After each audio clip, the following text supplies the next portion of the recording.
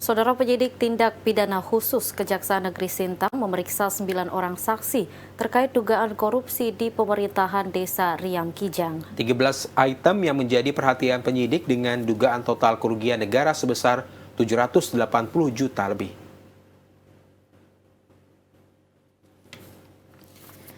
Kejaksaan Negeri Sintang kembali menemukan adanya dugaan korupsi di pemerintahan desa di Kabupaten Sintang. Penyidik Kejari Sintang memeriksa 9 orang saksi sejak beberapa hari lalu. Pemeriksaan sejumlah saksi itu terkait dugaan korupsi di lingkungan pemerintahan Desa Riam Kijang, Kecamatan Sungai Tebelian tahun anggaran 2018 dan tahun 2019. Kasih Tindak Pidana Khusus Kejari Sintang, Faisal Wijaya mengatakan, ada 13 item atau proyek yang dinilai tidak sesuai perjanjian ataupun proyek fiktif, dengan total kerugian negara senilai 780 juta lebih. Diduga oknum perangkat desa ketika itu melakukan pelanggaran sejumlah proyek di lingkungan Desa Riam Kijang hingga akhirnya menjadi temuan dari Inspektorat Kabupaten Sintang.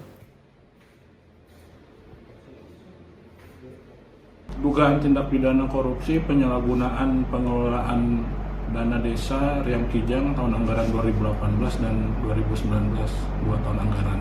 Berdasarkan alat bukti surat berupa audit dari Inspektorat Kabupaten Sintang, nilai kerugian 758 juta sekian. Itu untuk 2 tahun anggaran. Itu itemnya banyak, jadi kurang lebih ada 13 item. Jadi antara lain di tahun 2018 itu pengerasan jalan di 2 dusun di Desa Riam Kijang, kemudian pembangunan drainase, kemudian pengadaan PLTS, kemudian ada untuk peralatan PAUD, dana sosial untuk gereja, kemudian di 2019 itu pengerasan jalan di 2 dusun, kemudian pengadaan PLTS sama program PAUD juga.